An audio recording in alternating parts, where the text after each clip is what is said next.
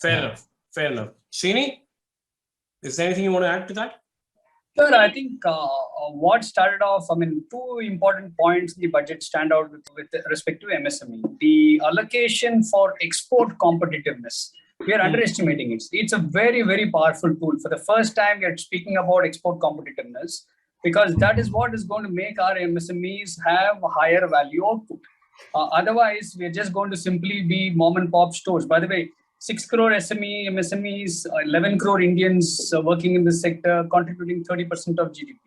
Compare it to China. China used singularly export competitiveness over the last 30 years. And this is a research paper that Dakshita ma'am and we wrote of researching different countries and saying that how can today China's 80% of GDP comes from MSME and SME. So can we create that? I think this is one path. And I think export competitiveness is a very, very big step there. Two, I think irrespective of the numbers of ECLGS, they're very, very short-term and hand-holding of sorts, which is needed. Correct. But more importantly to me, we will have to sooner or later address the elephant in the room. The lending hesitancy versus credit hesitancy. The credit hesitancy is because if I were SME and I don't think my business is viable anymore, there's no point in giving me more loans for that particular business. I'm not going to borrow more. At some point, I'll have to square it off and close this business unit and start something more. But whereas lending hesitancy, for all the, bravado that we speak about that there is enough credit flow happening to SME and MSME, I think heart of heart, we know it is not. If, for example, if it popularly comes under any of the tick boxes that we can do as PSL or whatever, if we are forced to do it, probably we would go on lend more. But here the encouraging sign that is happening is the fintech startups are looking at SME very, very differently, lending to them. And I think here is where, again, the digital backbone is going to help them. The banks at this point in time still hesitate for SME and MSME. It's a tick box. So if I club this two, export competitiveness and credit, I think that is where we are going to see a magic. And I agree with all the panelists' views about manufacturing. I think all across. If you look at only defense, we are increasing the proportion of procurement to be done domestically this year. And that again is a large number. And again, it is going to come from downstream SMEs and MSMEs. Prabal, I'll come to you. Srini mentioned about export competitiveness. Do you think special preference to the defense sector, 68% of the defense capex will go in boosting the local defense industry, and India is aiming at becoming a big defense exporter. We want to match the mights of Russia and China and US for that matter. We recently closed a very big defense deal through exports. Do you believe that government is moving in the direction of making the Indian arms and ammunitions, or let's say the overall defense sector, a little more export oriented through this allocation? See, I'm not an expert on defense, Abhinav, but I do speak to, my connections with the defense industry and with the defense ministry, etc. So I do hear things. Now, from what I understand is that we are still very, very far away from becoming a major defense exporter. We are not there because it's not, we have always imported our needs, right? So we are starting on that path. So to your limited question on whether we'll become an export powerhouse on defense and all of that, the sense I get is it is too premature at the moment. But we have to start on that path at some point, and that's a very good beginning. Okay. But the larger question which Srinath talked about, and which you're also asking about, export competitiveness. See, the global trade situation has never been as good as it is actually currently. And therefore, our non-export, non-software exports, which are the goods exports, has been amongst the highest the growth has been the highest in the last 10 years, right? So the manufacturing revival, which is also linked to the question of jobs and growth and all of that stuff, has many tailwinds, has extremely high tailwinds. One, because of the China plus one factor. Second, because of dislocation of various supply chains and all of that. And the revival is pretty broad-based as far as we are concerned. So we are seeing things like specialty chemicals, for example, where we're getting economies of scale now, So because most of it is moving out of China because of climate issues and because of the other issues we mentioned.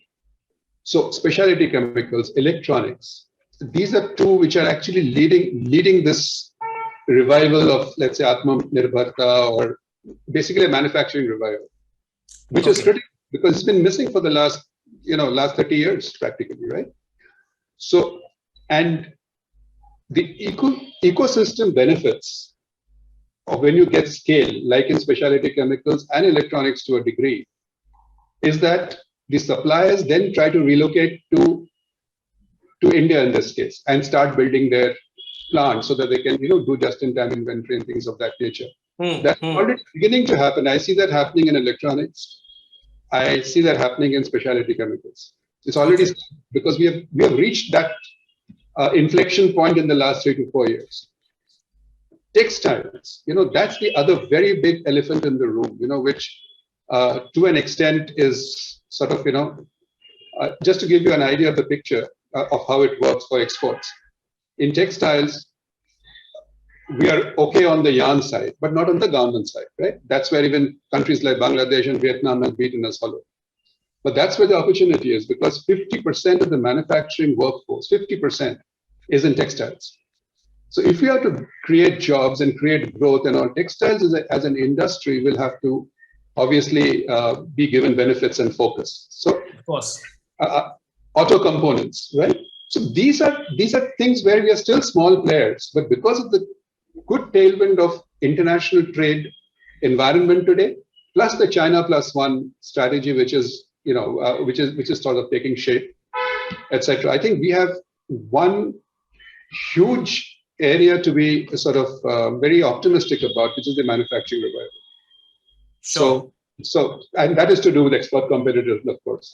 Having said that, do understand that we have traditionally not been export competitive, and that's the reason just about 1 to 2% of world trade is because the three factors of production, all three of them, are highly politically sensitive, and we are messed up there, which is land, labor, and capital, right? All three of them. So on the labor front, we are taking baby steps. So let's hope something happens. I've talked about an SEZ for manufacturing and all that. They're getting there in some form or the other. Financial sector, we have done something, but our cost of capital remains still extremely high for many structural issues. Now, we have done some financial sector reforms last year, big ones, like a big bank, etc. But much more needs to be done. And land being land, we'll see how it works out. So there are opportunities. There are huge opportunities. But I think the government is doing things in the right baby steps. Finally, it is taking the right steps. There have been a lot of false steps in the last 5-6 years since they came to power. But I think the last 2 years has been very good, and the consistency in that direction is something which is good, which is really good. Fair point. Dakshita ji, I'll just reorient the question for you a little. Prabal mentioned about a lot of sectors. I'll add one more. If you want to become an export-driven economy, of course, land and labor laws reforms are still in the process. But sectors like agriculture, a lot of agriculture lobbyists have been arguing with the government that instead of arguing over MSP, we should move over to high-value crops and their exports. Like we can manufacture, like we have a hub of tulips. We can produce tulips and export them to a certain part of any country. Do you think we are taking the right steps, and this budget is a plus one when it comes to export-driven economy? Well, I found that there was a mention to millets in the budget. Yes. There was also a mention to agri-tech. Both of them are enabling for the ecosystem to rise to the occasion. I'm sure millet is something which is unique to India, the millet production. The adoption of technology will also boost agriculture. So yes, in a sense, we should move away from, and there is also a mention about organic or eco-friendly, inputs. Now, I think all of that gives a certain directional change to the way agriculture is viewed. It's no longer viewed as free electricity and free this and free that. It's looked at something where you're bringing in a more scientific or a more modern or a more, what can I say, a more international type of a look to the whole sector. But as Mr. Roy said earlier, in the case of defense, these are early days. It depends on how the crop cycles react to it, how the education or the advocacy of these moves pan out. But no doubt, this budget does capture an intent to make agricultural production more competitive and therefore having its own tangible results. Sure. Mr. Ravi? So first of all, let us see a very small point, which of course is about agriculture tools. So there is going to be a steep discount or consent discount there, and the prices are going to drop by about 15 to 20%. So that is one way of supporting the farmers. That's what I feel. Second, let us look at the drone part of it. So again, that is something that is very interesting, because it will help the farmers to do an assessment, which is going to take them more efficient, and also the loss that they try to experiment with various crops is also going to be eradicated once for all. So that is the second very, very good step in my view. And the third part is the digital part itself. It will help in so many platforms will come in the next few years to help people in soil testing, to actually making other such assessments for the farmers. So that will make it very, very, very competitive, and the prices will reduce. The fourth point is the logistic part of it. Again, see the very fine print of the budget, there is a very clear mention of the logistic part of it. And I think with the digital part, robotics can also come in and play a big role. So I know of a company which is into robotics in the agri space. So I think these changes are going to help the farmers, the pricing, and it will make them stronger. That's what I feel. Sure. Mr. Vikram, the larger picture of exports and whether agriculture can fit into it. Yeah, I think. See, one of the good things, at least my personal view, absolutely. I'm not so much of this thing for the service economy itself, because that doesn't add too much, and the value addition on that is kind of a little ephemeral. But the real value addition happens when you really have some manufacturing sector going forward and exporting.